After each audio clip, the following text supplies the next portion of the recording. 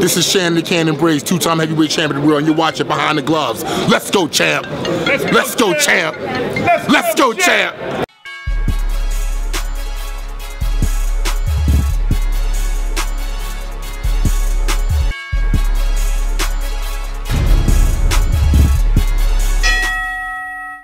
Now, talking about Fury, he's got a big fight coming up against Wladimir Klitschko.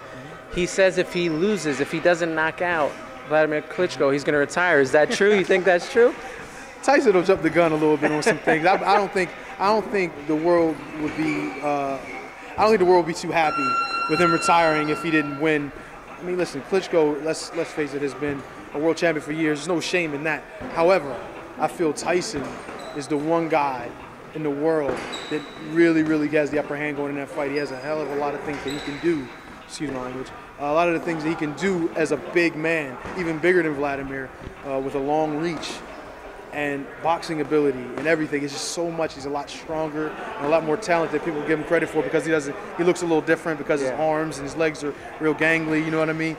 But that's where it becomes difficult, because now he can hit you from across the room, you know what I'm saying, and still get around. So I think Klitschko's going to have a really tough night this time.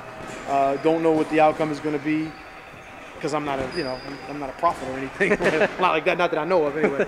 But in my opinion, what I feel is going to happen, and obviously fights are not done on paper or not done in people's minds. It's actually done in the ring. But I do believe that Tyson Fury will end up winning that world championship, honestly. Yeah, because you've trained with Fury and you fought Klitschko. I've actually trained with Wladimir as well.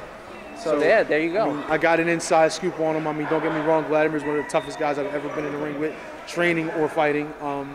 But then so is Mr. Fury. And I can tell you, the experience that I have now and the things I've learned, and to still have difficulty working with Tyson, that's saying a lot. You know what I mean? So believe me, this guy's got the goods. You know, the only thing I can see happening that would disappoint me, which wouldn't necessarily disappoint me, is just it's just the way that things happen, is getting caught maybe in the first or second round doing, having a little bit too much fun when he finds out that he actually is going to have success in the fight. Well, since you did fight Klitschko, has Tyson come to you and say, "Oh, can you, let me a little insight on, how to?" Well, see, the thing is, they don't need me to tell them. No one really needs me to tell them anything when you're talking about Wladimir. I mean, there's so much video, there's so many different things you can watch on him. And this is the funny thing. He's been doing this to other fighters for years. So much video, so many different things that he's seen, you know what I mean, on you, and he will use it. And that's what I think the difference in this time. He's going to be facing a real professional team. The Fury team is extremely professional. They're extremely hard workers. And I think he is now facing someone who may not have had the career he's had quite yet, but he's facing somebody who is on that path and who can do a lot of those same things. So, I mean, listen, it could be a changing of the guard. It's just a possibility. But maybe the title will go to another person, to another guy, which I believe is the actual what's going to happen. But I mean, hey, you never know. This is boxing. Like I said, it's not fought on presumptions and what people think may happen or how we see a matchup. It's just it happens in the ring. Well, we kind of now have a rejuvenated, a rebirth of the heavyweight division. Yes. Anthony Joshua this weekend, he defeated Gary Cornish. I like Gary, man. That's my main man. I hate that happened. And a guy like Gary, who's a great guy, but he also has some ability. He's just so coming into the sport late is just, man, it's so tough on guys. And having to fight a guy like that, you gotta take those opportunities when they come. Of course. But fighting a guy like that, who gold medalist, who's been in the spotlight, who understands what it is to be on top. Not saying that he's a world championship guy now, but he's already won a world title in the amateurs. So the lights have always been on him. So when you go in there and you step into something like that, it's a total different world. So you need experience, and I think that's what Gary faced that night. And he'll be back, and I'm hoping. But these kinds of fights, where you got guys like Anthony Joshua and Gary Cornish, those guys matching up, and then now we seeing Dillian Whyte and Anthony Joshua on a collision course now. That is going to be an awesome fight. I think it's 50-50. It's going to be a good fight. Well, you talked about Gary Cornish coming in late. What about a David Haye who said he would come back to fight an Anthony Joshua? Well, I mean, hey, look, Anthony Joshua is good talent. He's great talent. He's getting better. He's getting more experience now as a professional. He's starting to understand it a bit better, calming down, not overdoing a lot of things that he was doing early on. It's going to be tough on David Haye coming back, but David Haye has the pedigree. He's been a world champion for years. He's a talented guy, big puncher, speed. He's almost a juggernaut in certain ways, but he's coming in now, coming back, and if he's talking about coming back in his first fight and being a guy like Anthony Joshua, don't know, but you never know. Maybe he's been doing some things, you know, while he's in hiding, so who knows. Would it be smart for Anthony Joshua to take such a fight with such an experienced fighter as David Haye? In my opinion, not right then. Not right then. I would say, you know, it's okay to have that great confidence, especially say if he was to go and fight Dillian and win the fight, you know, then okay, you know, it's great to have that confidence, but you still got to know your limitations. You know, Dillian, great as he is, and the future that he's gonna, you know, he has now, as it looks, he's gonna be an awesome fighter going forward. But even if he was to say get past Dillian, I still don't think it's wise for him right then. Either guy, even if Dillian was to beat Anthony and go forward, I still don't even think it's so wise to fight somebody with that level of experience. You know, two-time cruiserweight or three-time or undisputed or whatever cruiserweight champion he was, then a heavyweight champion who fought just about, you know, a lot of good names in his career, to take that path so early. Take your time, fight some other guys, you know what I mean, on the way up, and then maybe test that a little bit later on, in my opinion. We also can't talk about the heavyweight division without talking about the WBC champion, Deontay Wilder. Yeah. How you make that face? No, I mean, I look at him.